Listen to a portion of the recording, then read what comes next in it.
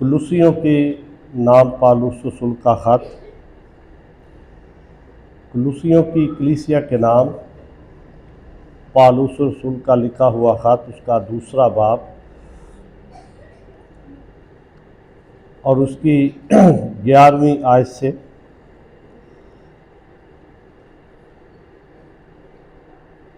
19वीं आयत तक। कुलूसियों की कलीसिया के नाम लिखा गया पालूस रसूल का ख़त, दूसरा बाब 11वीं आयत से 19वीं आयत तक खुदा के ज़िंदा मुक़द्दस पाक कलाम में। उसी में तुम्हारा ऐसा खतना हुआ जो हाथ से नहीं होता, यानी मसीह का खतना जिससे जिस्मानी बदन उतारा जाता है, और उसी के साथ बपतिस्मा में दफन हुए और उसमें खुदा की कुव्वत पर ईमान लाकर जिसने उसे मुर्दों में से जिलाया, उसके साथ जी भी उठे। और उसने तुम्हें भी जो अपने कसूरों और जिस्म की नामख्तूनी के सबब से मुर्दा थे, उसके साथ जिंदा किया और हमारे सब कसूर मुआफ़ किए, और हुक्मों की वो दस्तावेज मिटा डाली जो हमारे नाम पर और हमारे खिलाफ थी, और उसको सलीब पर कीलों से जड़कर हमारे सामने से हटा दिया। उसने हुकूमतों और इख्तियारों को अपने ऊपर से उतार कर उनका बरमला तमाशा बनाया और सलीब के सबब से उन पर फतह याबी का शादियाना बजाया। बस खाने पीने या ईद या नए चांद या सबत की बाबत कोई तुम पर इल्ज़ाम ना लगाए, क्योंकि ये आने वाली चीज़ों का साया है, मगर असल चीज़ मसीह है। कोई शख्स खाकसारी और फरिश्तों की इबादत पसंद करके तुम्हें दौड़ के इनाम से महरूम ना रखे। ऐसा शख्स अपनी जिस्मानी अक्ल पर बेफ़ायदा फूल कर देखी हुई चीज़ों में मसरूफ़ रहता है और उस सर को पकड़े नहीं रहता जिससे सारा बदन जोड़ों और पट्ठों के वसीला से परवरिश पाकर और बाहम पेवस्त होकर खुदा की तरफ से बढ़ता जाता है। पाक कलाम के पढ़े जाने पे खुदा की खास बरकत हो। हम दुआ करेंगे। कादर मुतलिक मेहरबान कदूस आसमानी बाप, हम नहायत ही दिल की गहराइयों से तेरा शुक्र अदा करते हैं, तेरे जिंदगी बख्श कलाम के लिए कि खुदावन इस कलाम की रोशनी में हम अपने आप को परखते हैं, अपने आप को जांचते हैं। खुदावंद इस ईद के मौका पर तेरा दिल की गहराइयों से शुक्र अदा करते हैं कि खुदावंद तूने अपने लोगों को ये फजल अता किया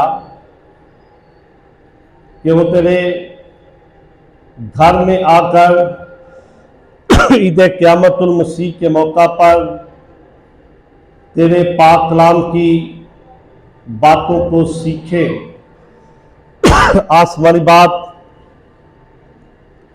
तेरा खादिम भी तेरी हुजूरी में है, तो मेरी तमाम तर कमज़ोरियों का चारा कर अपने पाक रूह के वसीला से पाक कलाम को बयान करने में बड़ी रहनुमाई कर। आसमानी बाप, तेरे लोग तेरे कलाम की बातों को सीखें, इस पर अमल भी करें।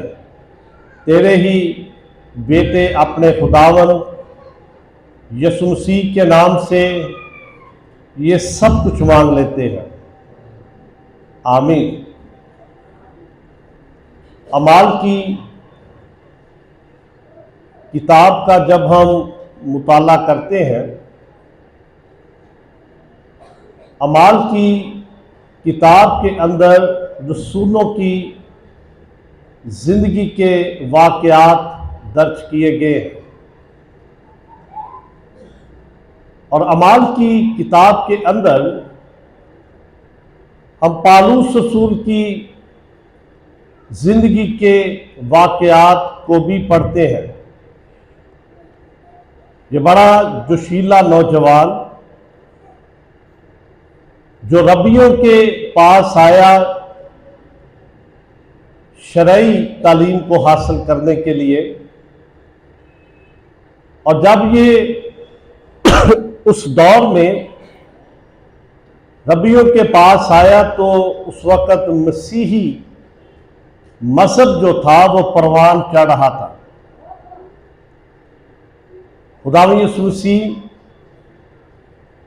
मुर्दों में से जी उठा और उसका चर्चा हर तरफ चल पड़ा और उसने अपने शागिर्दों को भी ये काम सौंपा के सारी दुनिया के सामने जाकर, सारी खलक के सामने जाकर अंजील की मुनादी करो।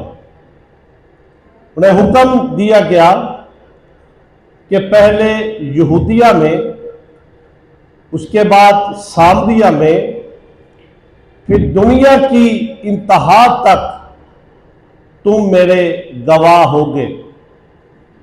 पौलुस रसूल जब शागिर्द खुदा के कलाम की मुनादी कर रहे थे तो ये लोगों को डराता था, धमकाता था। जहां कहीं मसीह का नाम लिया जाता था, जो लोग मसीह को कबूल करते थे ये वहां पे पहुंच जाता था। रब्बी गमलीएल और दीगर उलमा ने जो परेशान हो चुके थे कि ये मजहब बड़ी तेजी के साथ बढ़ रहा है, इसको रोकने के लिए उन्होंने बड़े इक़दामात किए और पौलुस रसूल परवाने लेकर रब्बियों से मसीहों को तंग करता था। और फिर अमाल की किताब के अंदर वो दमिश्क की राह पे जाता है। दमिश्क जो है ये शाम की सल्तनत का दारुल खिलाफा है।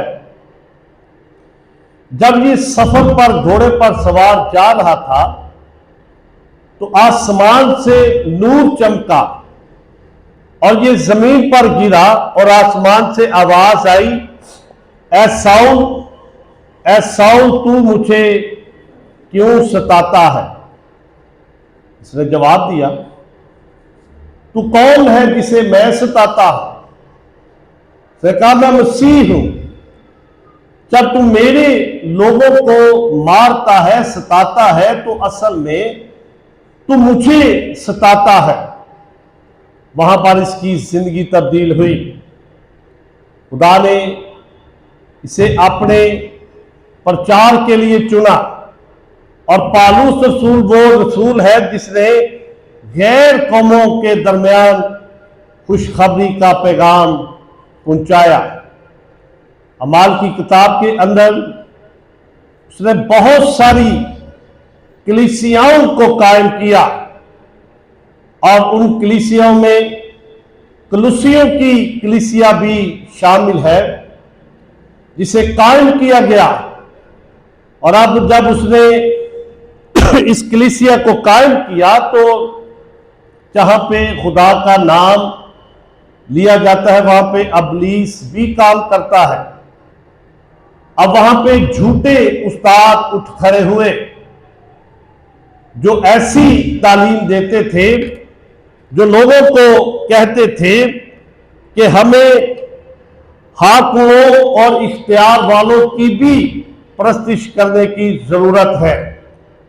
जहां हम खुदा की इबादत करते हैं, परस्तिश करते हैं, वहां पर हमें इख्तियार वालों की, हुकूमत वालों की भी परस्तिश करने की जरूरत है। और फिर वो कहते थे कि खतना करवाना बड़ा जरूरी है। और पौलुस रसूल ने जब इन लोगों के बारे में सुना जो मसीह पर ईमान लेकर आए थे, लेकिन वहां पर ऐसे लोग उनको गुमराह कर रहे थे, तो फिर उसने इस खत को लिखा। उसने खतने के बारे में वाजे किया, उसने बपतिस्मे के बारे में वाजे किया। जो हवाला मैंने आपकी खिदमत में पढ़ा, इस हवाले के अंदर बयान किया गया है कि उसी में तुम्हारा ऐसा खतना हुआ जो हाथ से नहीं होता, यानी मसीह का खतना जिससे जिस्मानी बदन उतारा जाता है, और उसी के साथ बपतिस्मा में दफन हुए और उसमें खुदा की कुव्वत पर ईमान लाकर जिसने उसे मुर्दों में से जलाया, उसके साथ जी भी उठे। यह बड़ी समझने वाली बात है इस माशरे के अंदर कि जब लोगों को गुमराह करते हैं कि जब तक तुम बपतिस्मा नहीं लोगे तब तक तुम्हारी रुकावटें जो जिंदगी के अंदर है, कारोबार की रुकावटें हैं, रिश्ते की बंदिशें हैं, और बहुत सारे ऐसे मामलात हैं जिसकी वजह से तुम्हारे काम